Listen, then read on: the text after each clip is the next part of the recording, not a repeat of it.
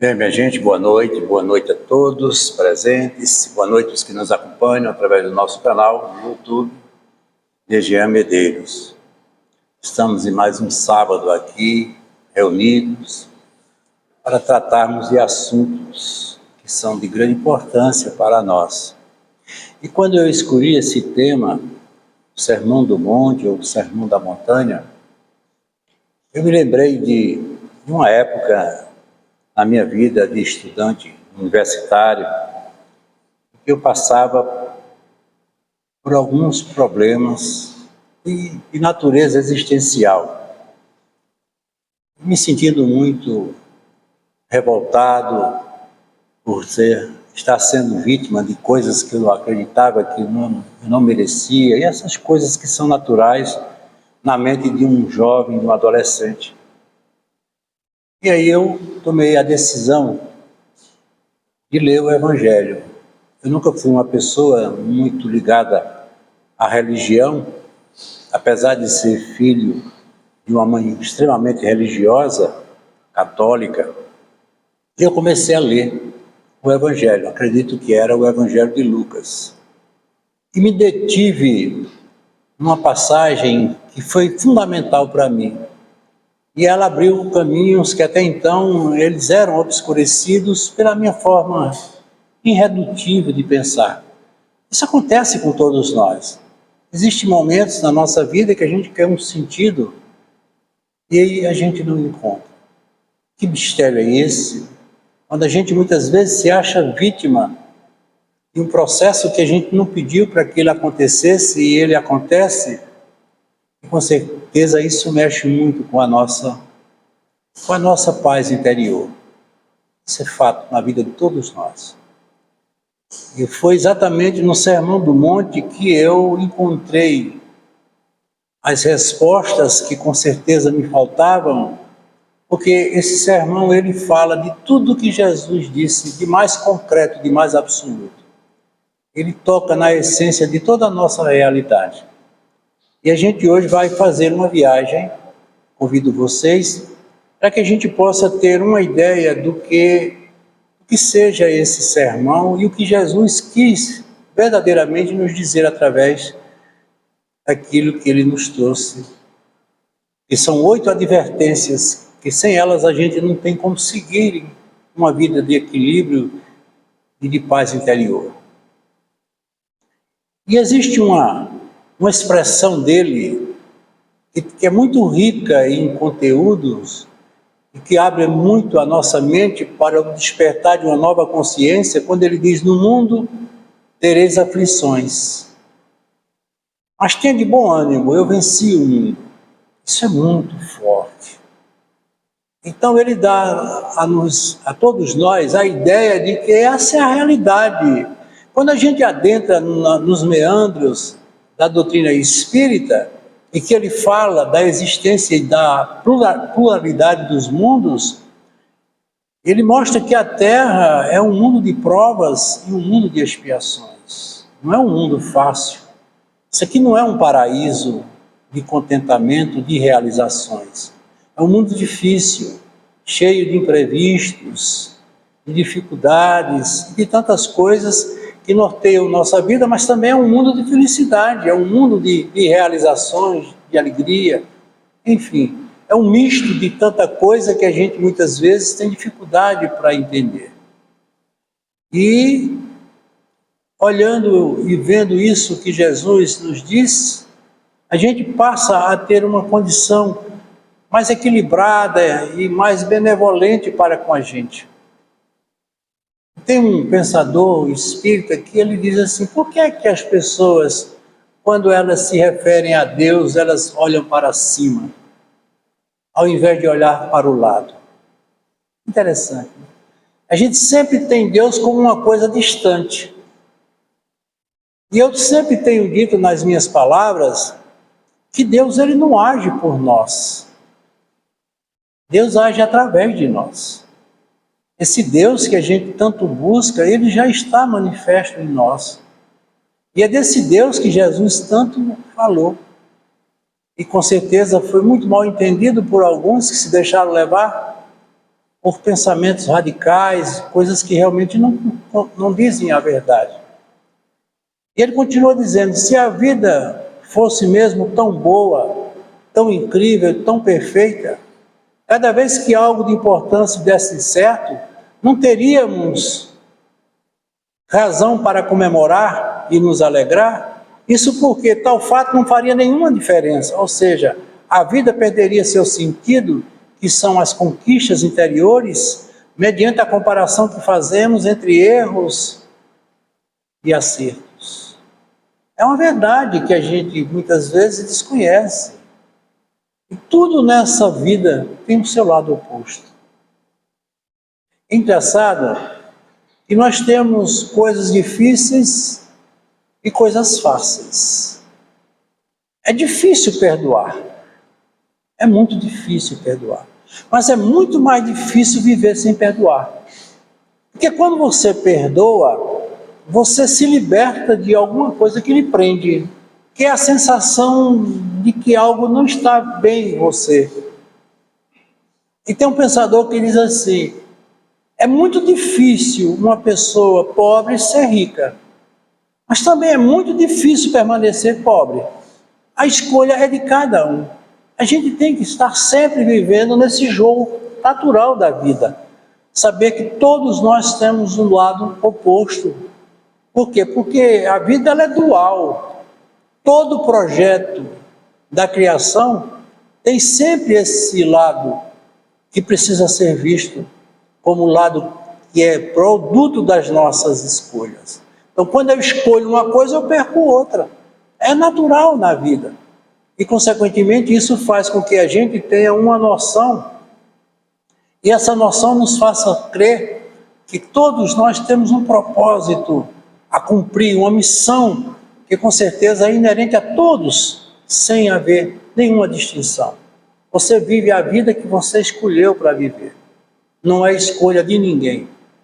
Desde que fomos criados simples e ignorantes e aprendemos a dar os primeiros passos em busca do conhecimento, nós construímos para nós as ideias que são próprias e são nossas.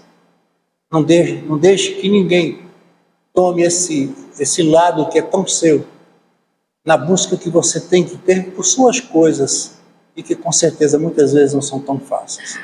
Então, o difícil da vida nos provoca a um processo de mudança, de crescimento interior. São nas perdas que existem os maiores ganhos. Eu não sou feliz pelo que eu conquistei, apenas porque conquistei. Eu sou feliz pelos desafios que me foram impostos e eu consegui superar, porque a vida é própria para isso. A vida é uma proposta de transformação e de superação. Então todos nós estamos a cada momento travando uma luta interna sem tamanho. E essa luta que nós todos temos que ter para que possamos cada vez mais alcançar os nossos objetivos. E esses objetivos são esses que a gente tem buscado. Porque é muito interessante a gente ver que existem pessoas que dizem assim, eu sou feliz, eu sou feliz. Mas por que você é tão feliz? Porque ser feliz é muito diferente de estar feliz. Nós somos, nós não estamos. Essencialmente, todos nós temos uma busca interior sem tamanho, que é próprio do autoconhecimento. Eu não vim aqui para ser amado, nem para amar alguém. Eu vim aqui para me amar. A partir do instante que eu cresço dentro de mim com as minhas coisas, tudo em volta de mim tende a crescer. Porque a gente só dá o que tem. Nenhum de nós pode dar aquilo que não tem. Eu acho interessante nessa proposta que a gente dela vai se aprofundar, quando Jesus ele prescrutava essas coisas que eram próprias dele. Jesus ele era muito cauteloso em tudo que ele fazia. E uma coisa interessante, como nós também vamos ver, Jesus não buscava as multidões. Jesus sempre procurava as coisas mais simples, mas ali ele transformava tudo em algo de valor e de importância, porque como ele sempre mostrava-nos que o ter era próprio unicamente dos homens, nesse mundo que ele dizia não ser o seu mundo, mas um ser é essencial. Um ser é soberano a tudo e a todos. Ninguém consegue demover o seu ser. E nesse ser você constrói toda uma realidade de vida, e essa vida é plena a partir do momento em que você busca a sua plenitude. Nós somos muito frágeis nas nossas coisas. Nem sempre nós estamos preparados para as provas que são tão naturais da vida. Porque prova é escolha. E eu sempre tenho alertado aqueles que nos procuram que todos nós estamos em processo de avaliação contínua. A gente acorda e os primeiros lampejos de um dia já começam as provas. São as avaliações naturais da vida.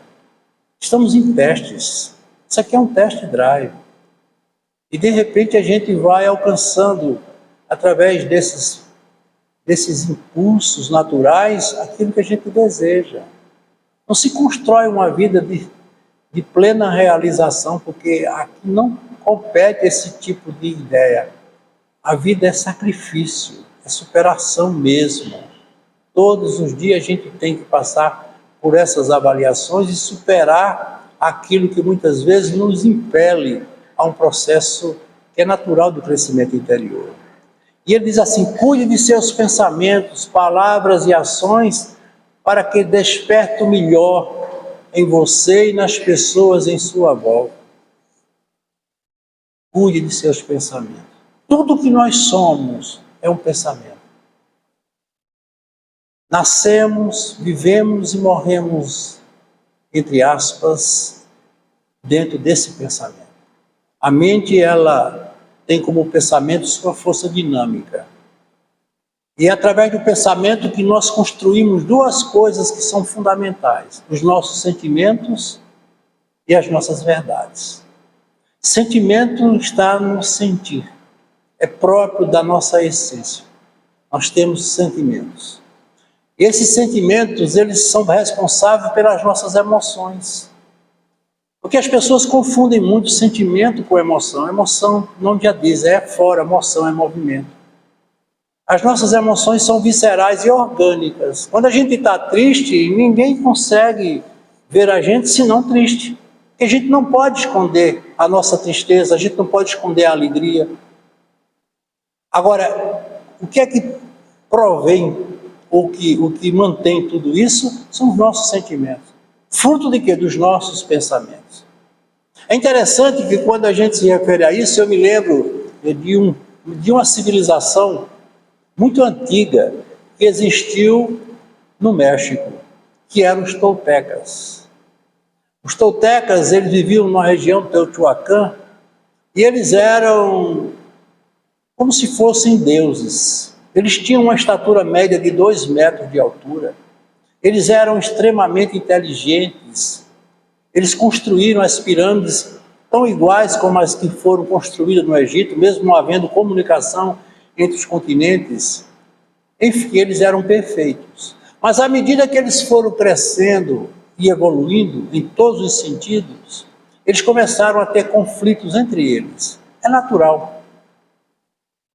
Tudo que se desenvolve arrasta com o desenvolvimento, muitas vezes, os conflitos e as insatisfações.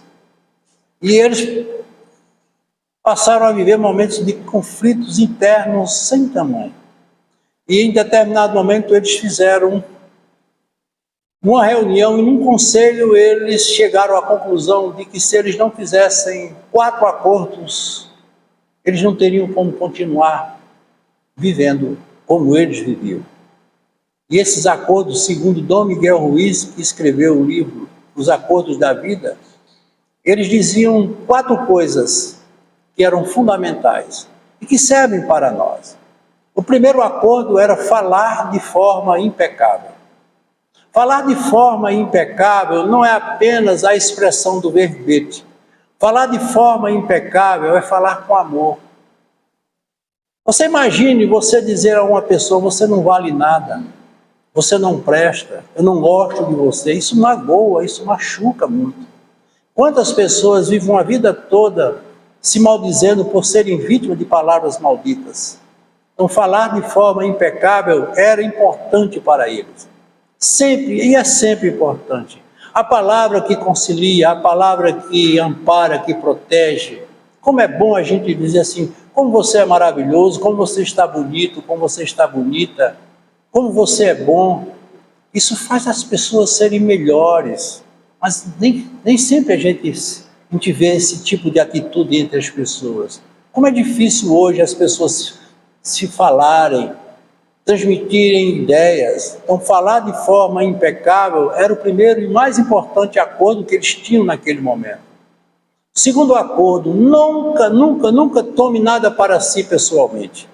Nós temos o hábito de sermos sempre vítima do que as pessoas dizem de nós. Ninguém tem o direito de julgar ninguém. Mal sabemos quem somos, imagine saber o que é o outro. Então, nunca tome nada para si pessoalmente. Se alguém disser qualquer coisa contra você, é ele que está dizendo. Você não tem nada a ver com o pensamento do outro.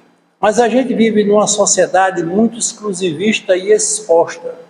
E veja que a gente hoje vive preso a uma marca, a um símbolo. Você precisa só ver na rede social. A criança de hoje já quer uma roupa que tenha marca. Quando na minha infância a gente nem sequer se lembrava disso. A gente não sabia nem o que era isso. Mas hoje tudo é tomado para o lado pessoal. As pessoas se magoam, basta que alguém olhe através de um olhar diferente, ele já se sente magoado. Será que aquele colega de profissão ou aquele familiar não está sendo vítima de um processo depressivo e por estar assim ele não pode expressar um sorriso, nem pode sequer te abraçar? E você toma pessoalmente isso como se fosse algo contra você.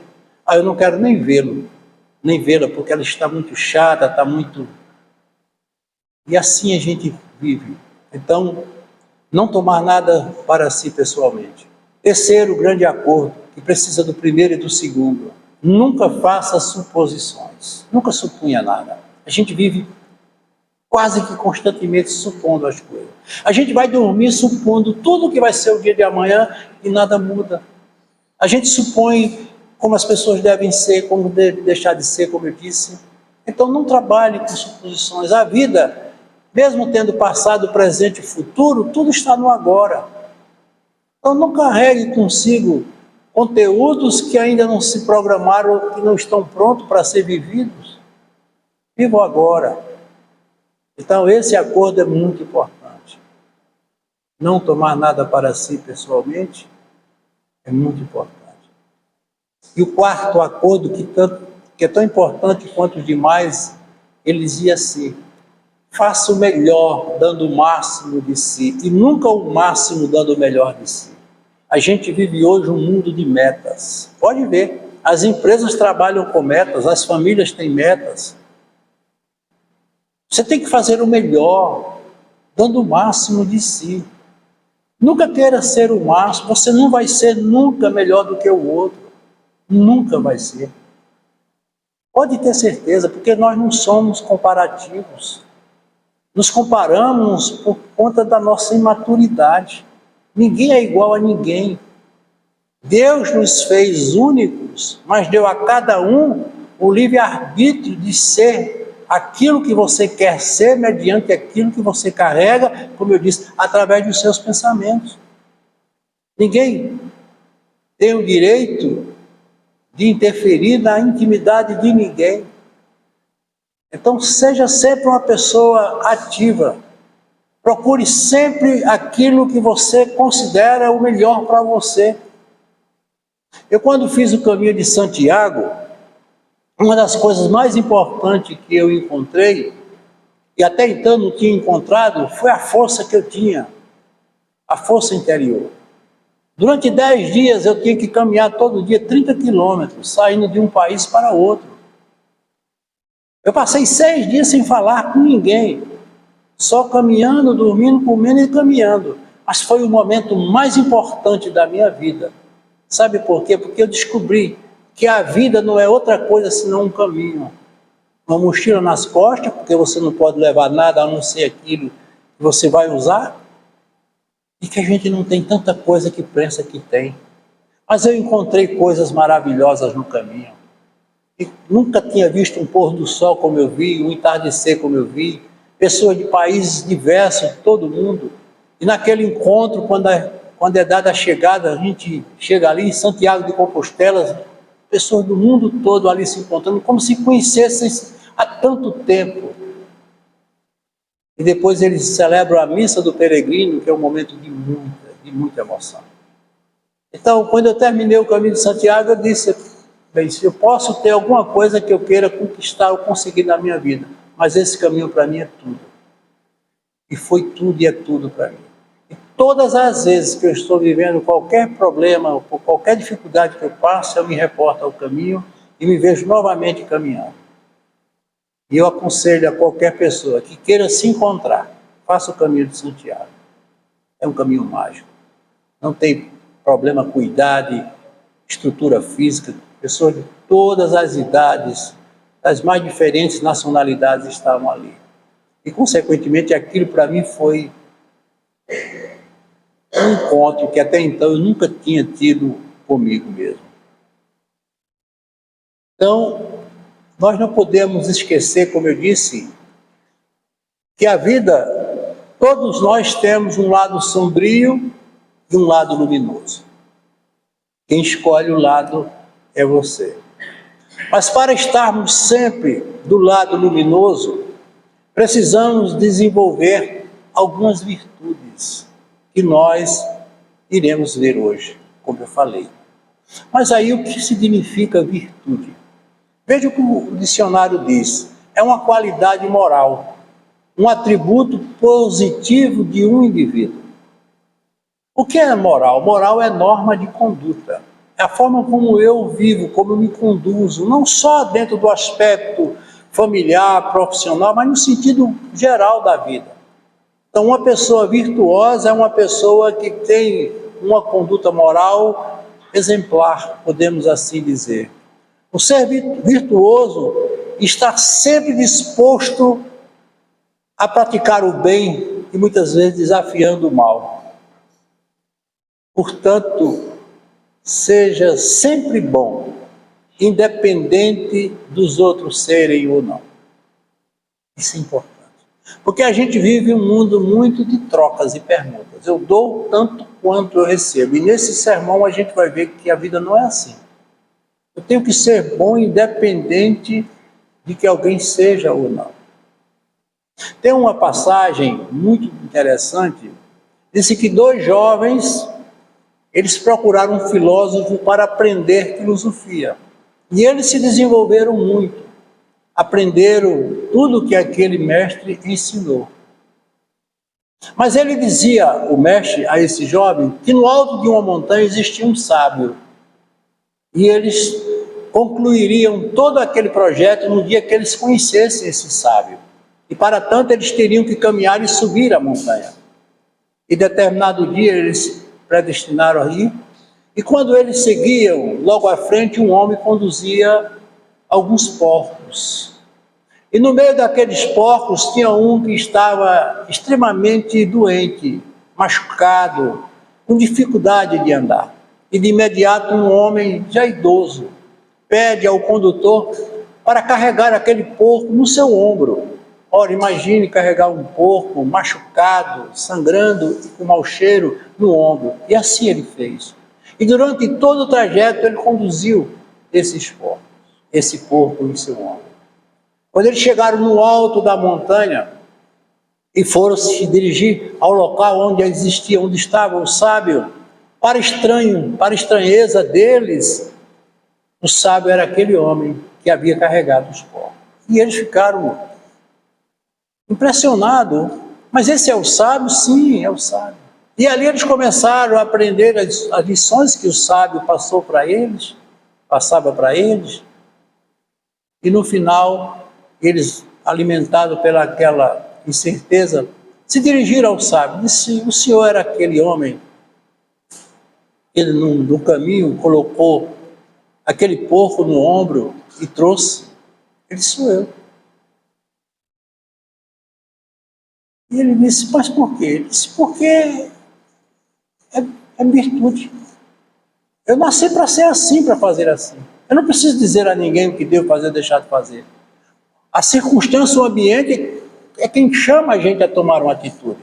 Quantas vezes a gente toma uma atitude sem que alguém provoque? Porque é muito fácil a gente fazer coisas que chamem a atenção. A gente vive numa sociedade muito exclusivista nesse sentido, como eu comentei. Mas veja, um homem da sabedoria que ele tinha, se colocou numa condição que ninguém se colocaria, carregar um pouco no ombro. E assim são os sábios. Por isso que a gente tem que ter muito cuidado com aquilo que a gente está fazendo, porque geralmente a gente usa o favor como objeto de troca. Eu dou tanto quanto eu recebo. Então, para que você seja uma pessoa virtuosa, também esteja sempre com Deus. Mas lembre-se que Deus é uma inteligência suprema. E como eu disse, Ele se move através de nós e não por nós. Que é o que muita gente, muitas vezes, confunde.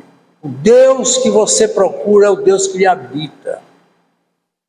Eu sempre tenho dito, meu Deus é o que me testa, é o que me coloca diante das dificuldades da vida, me coloca diante de uma doença, de uma prova, até mesmo de uma coisa mais difícil de ser resolvida, como uma expiação, mas esse é o Deus, porque Ele confia em mim, Ele confia em nós. Ele sabe do nosso potencial. Claro que nós fracassamos em muitas coisas que muitas vezes poderíamos ter êxito, mas é próprio da vida. Essa história ela não terminou.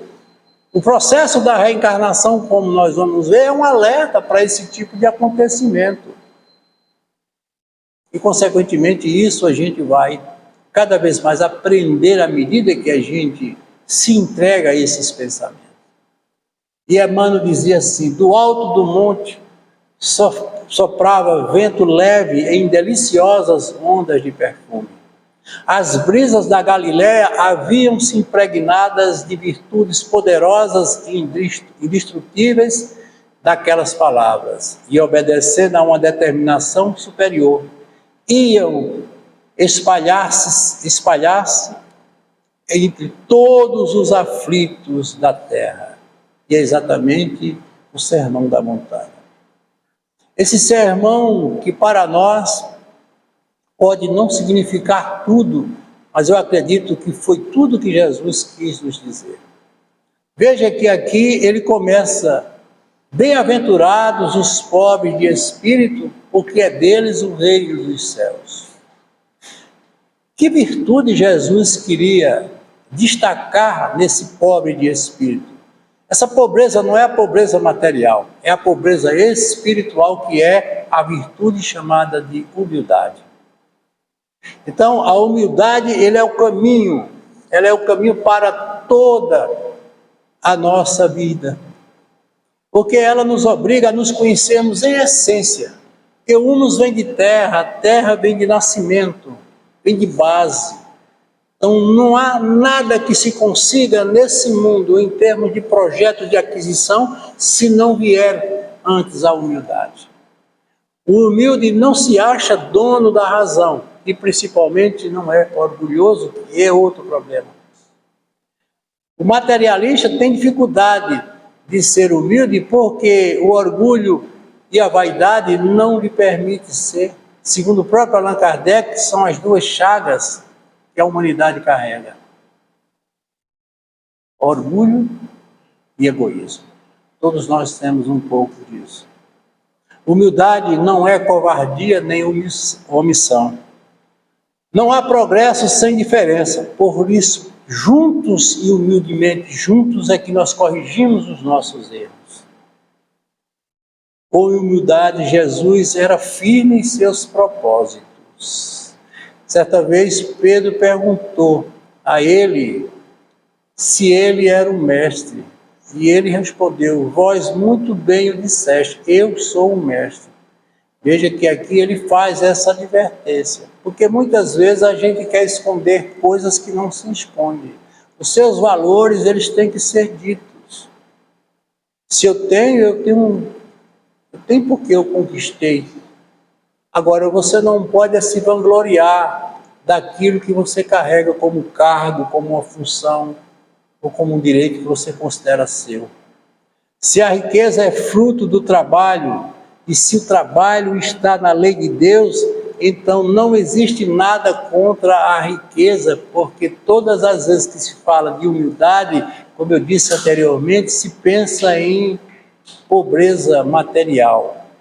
Não. Existem pessoas milionárias que são humildes, pessoas que fazem o bem, porque se o mundo tem o seu lado material, é porque ele tem sua importância. Então, nós viemos aqui para as nossas conquistas materiais.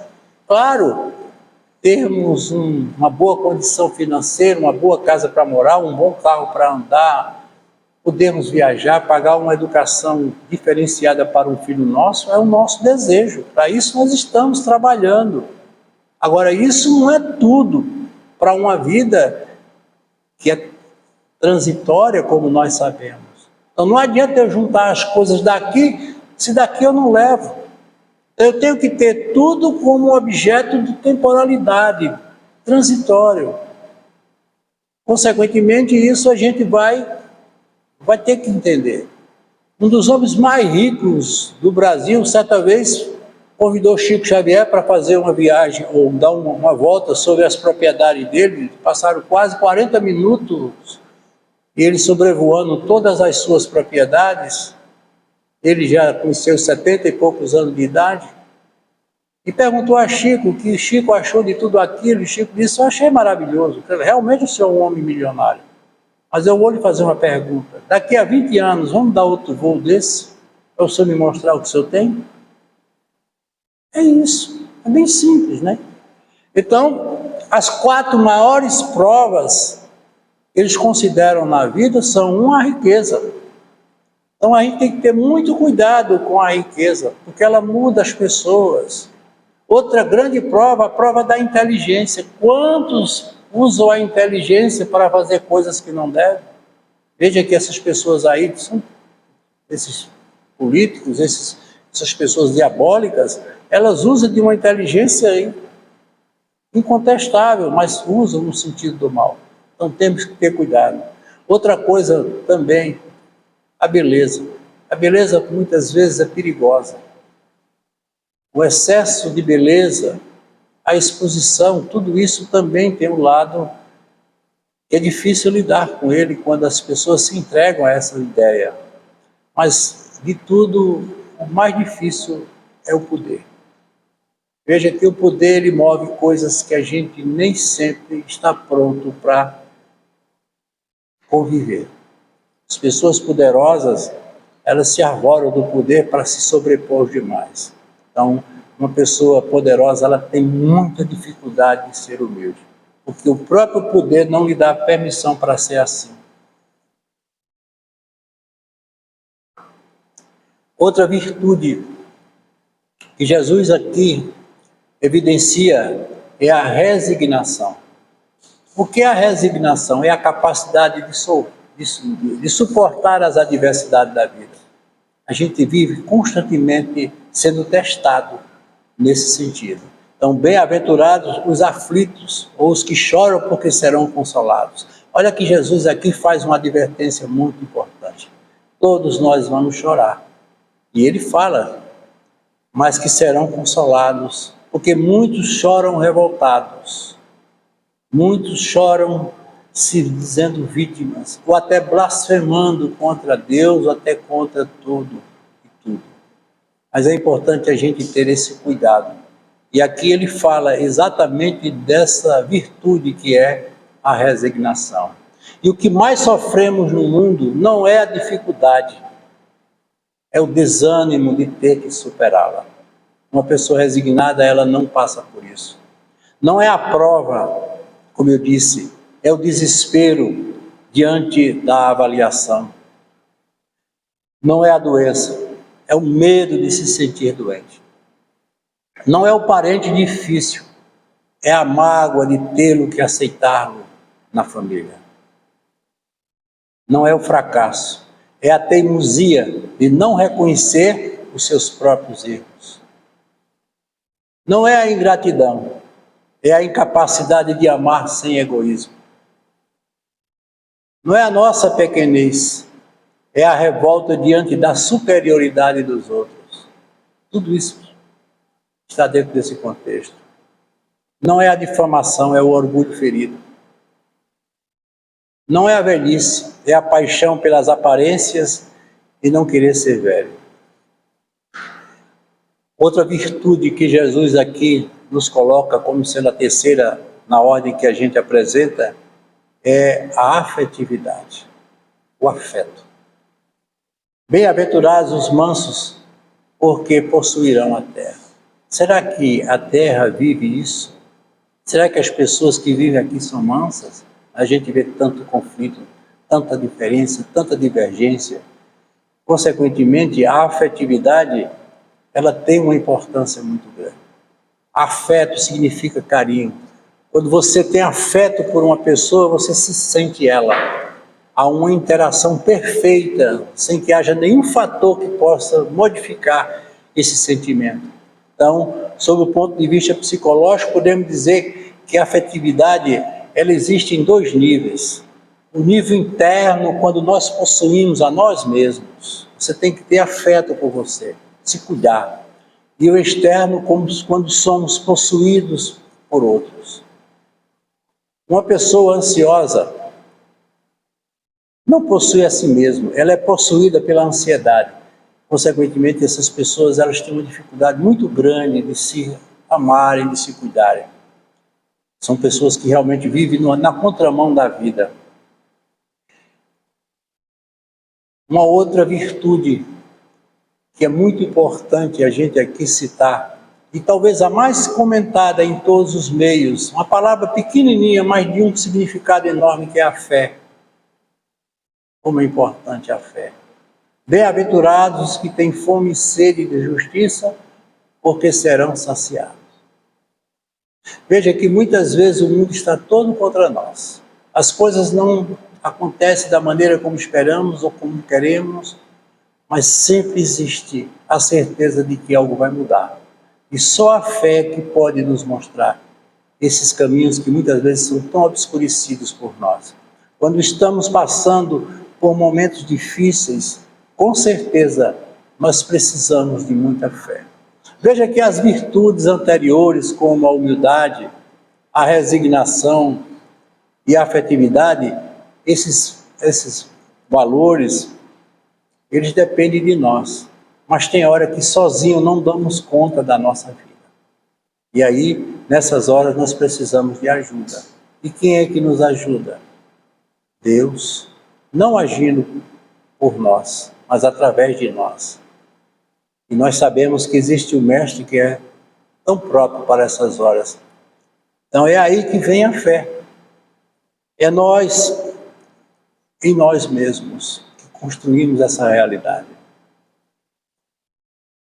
Mas, segundo os Espíritos, a fé tem que ser raciocinada. Fé verdadeira é aquela que encaramos em qualquer época da humanidade.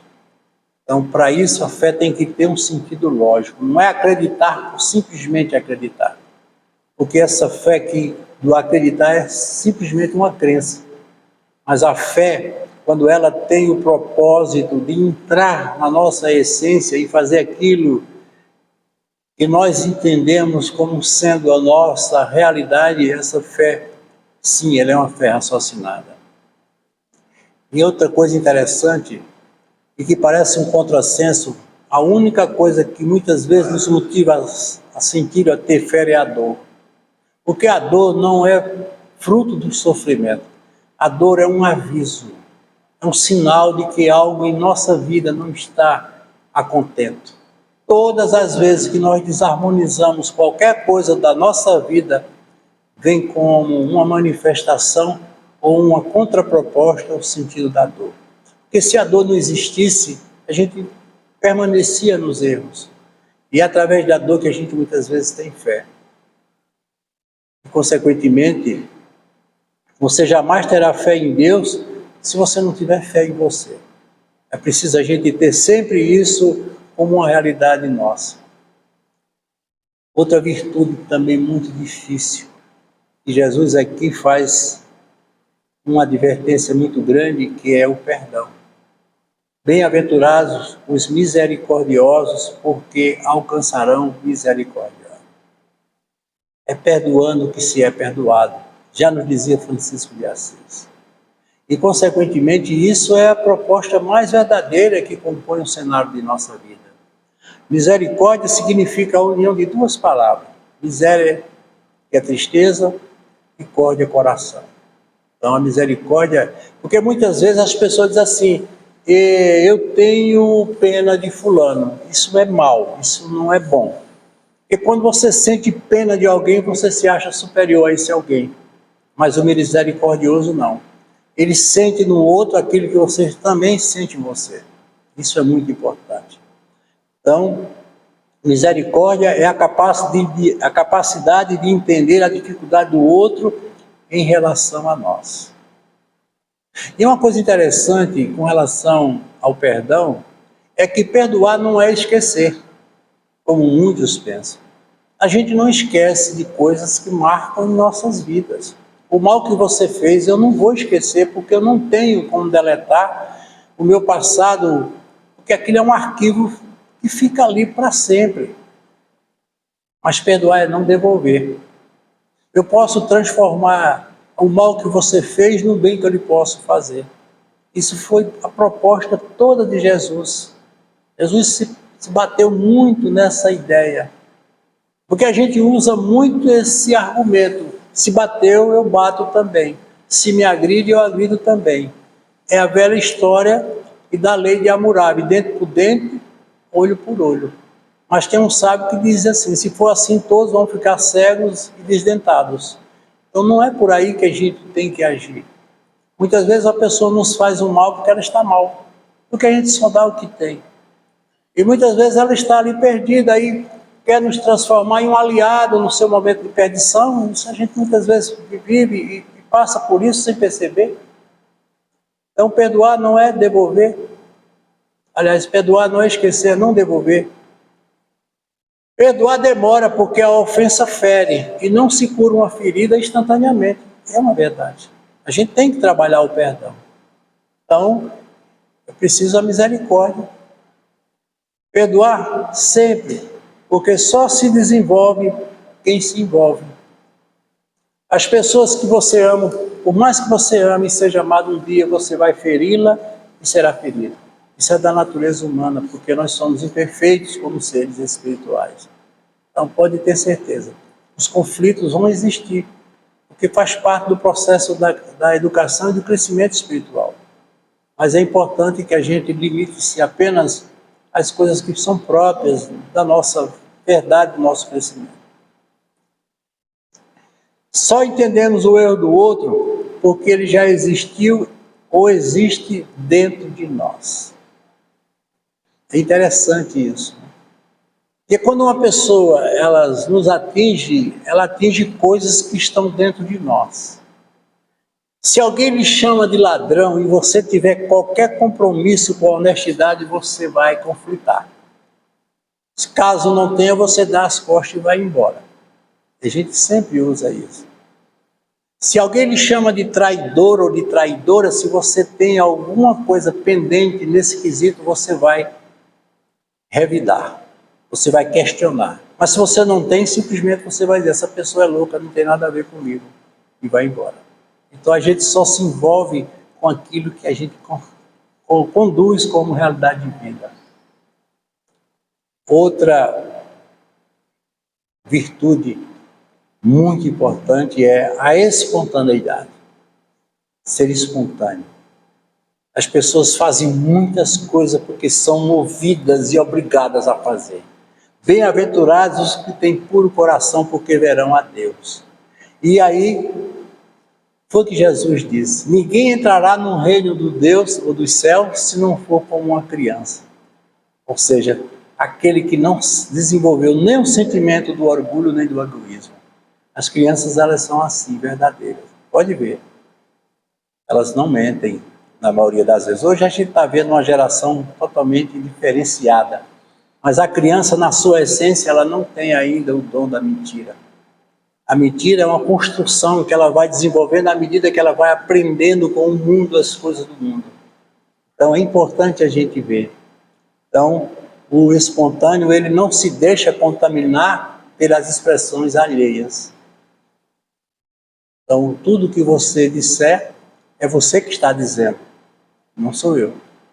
E, consequentemente, vai ficar a cargo de você, porque cada um carrega aquilo que é seu. Então, pode dizer o que quiserem de mim, mas se eu não sou, isso não tem a menor importância. Mas quando elas nos tocam, não tocam a nós, tocam no nosso orgulho e no nosso egoísmo. E a gente vai, como eu disse, ao revide.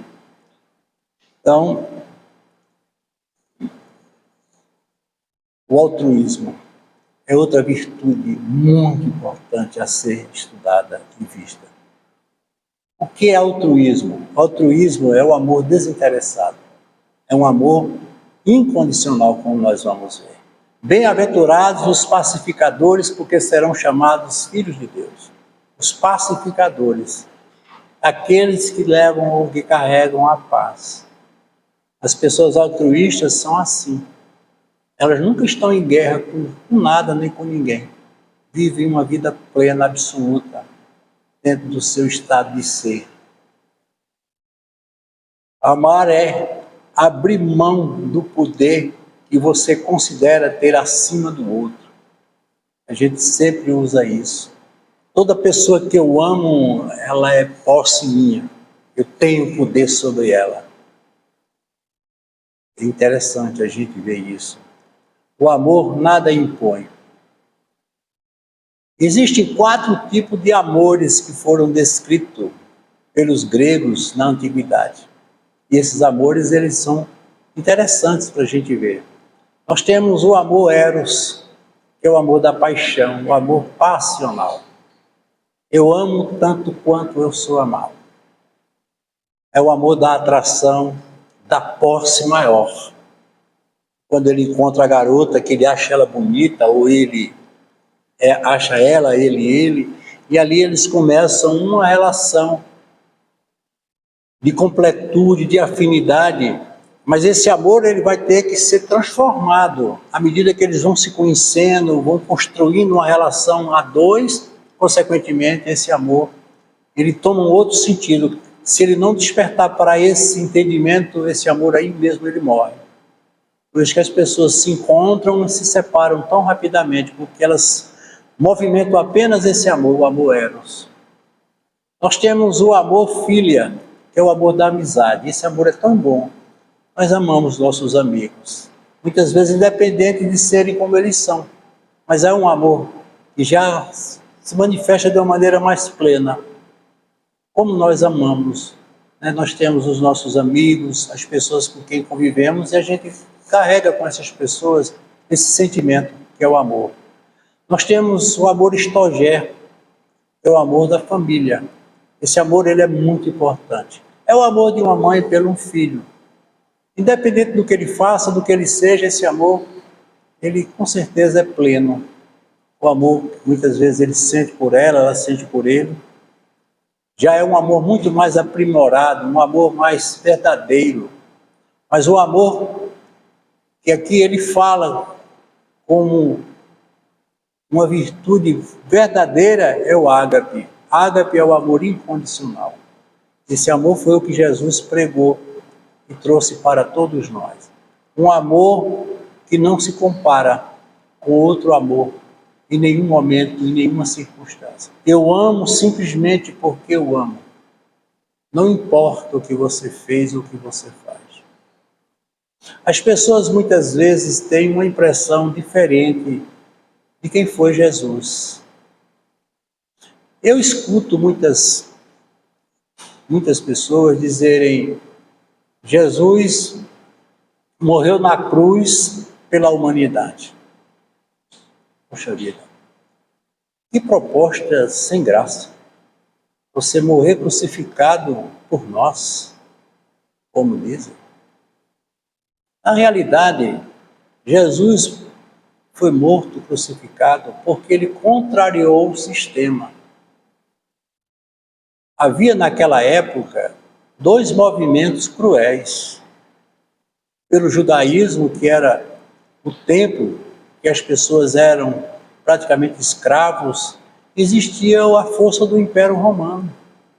Como Jesus ele foi contra o sistema, por não aceitar aquele tipo de vida que eles impunham aos seus herdeiros, aquele povo ali, por isso que Jesus foi crucificado. Jesus não tinha nada contra ninguém, apenas pregou uma coisa que é exatamente isso que nós estamos aqui comentando, o amor. Por isso que ele não se referia a ninguém com exclusividade. Naquela passagem da mulher adúltera, quando aqueles homens traziam aquela mulher para apedrejá-la, Jesus estava ali, naquela praia, cabeça baixa. Qual foi a melhor e a mais importante expressão de Jesus? Alguém vai dizer assim, quem nunca pecou que atira a primeira pedra? Não, foi o silêncio, Jesus silenciou.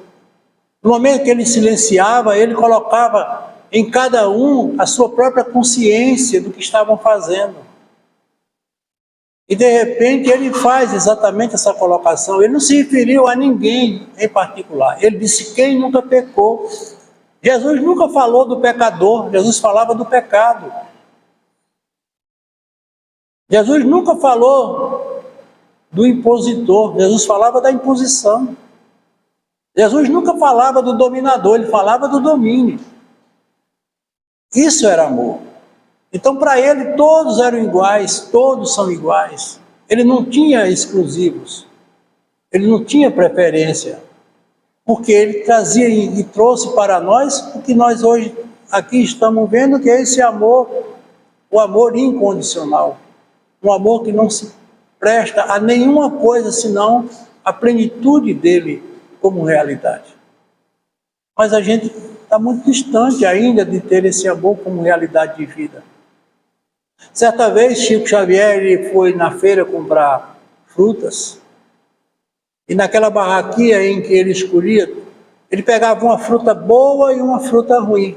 Uma fruta boa e uma fruta ruim, botava na sacolinha dele. Ao término, uma mulher perguntou, Chico, por que você não pega todas as frutas boas? Ele disse, o que é que vai sobrar para os outros? Isso é amor incondicional. É você fazer porque tem que fazer. Ninguém ali pediu a ele para ser assim. E ele fez assim. E chegamos à última virtude, que é muito importante. E tem faltado muito no coração de tantos, que é a caridade. Bem-aventurados os que padecem perseguição por amor de justiça, porque deles é o reino dos céus. Ele se fazia valer desse princípio. Porque as pessoas confundem caridade com assistencialismo. É diferente. A caridade ela é pessoal e intransferível. Nós aqui entregamos semanalmente cestas básicas, mas nós não fazemos a caridade. Nós fazemos o assistencialismo. A caridade são aqueles que doam e não estão aqui. E as pessoas muitas vezes criticam. Eu digo não.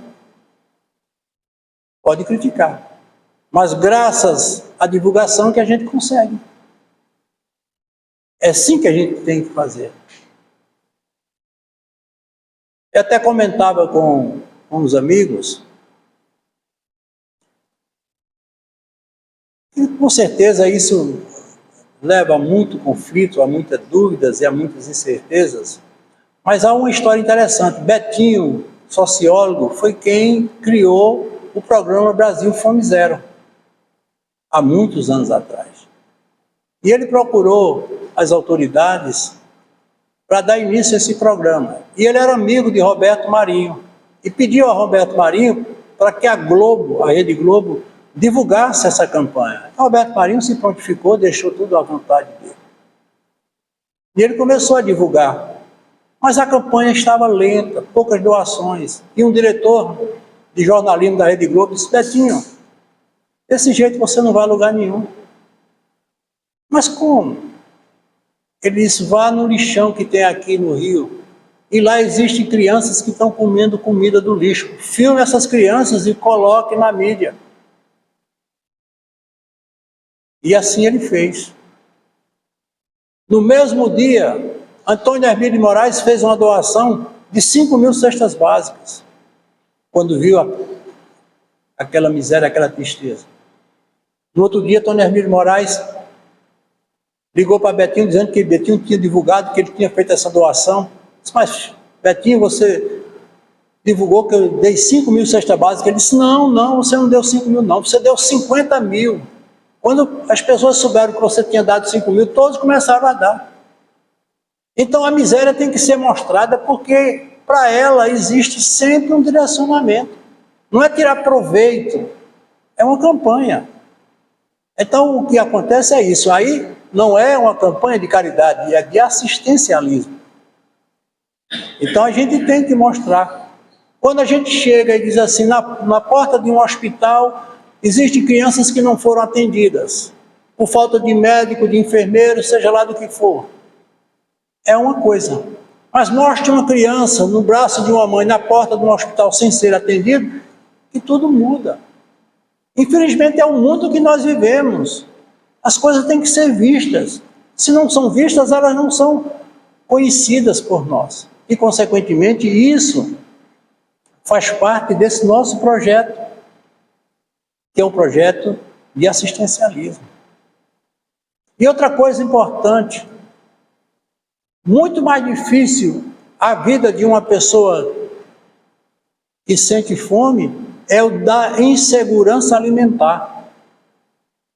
Porque a pessoa que vive na rua, ela já tem um padrão de vida definido, ela já tem tudo aquilo, mas aquele pai de família que acorda de manhã e não tem o que dá de comer a um filho, a uma filha, aos filhos, esse aí ele entra em colapso.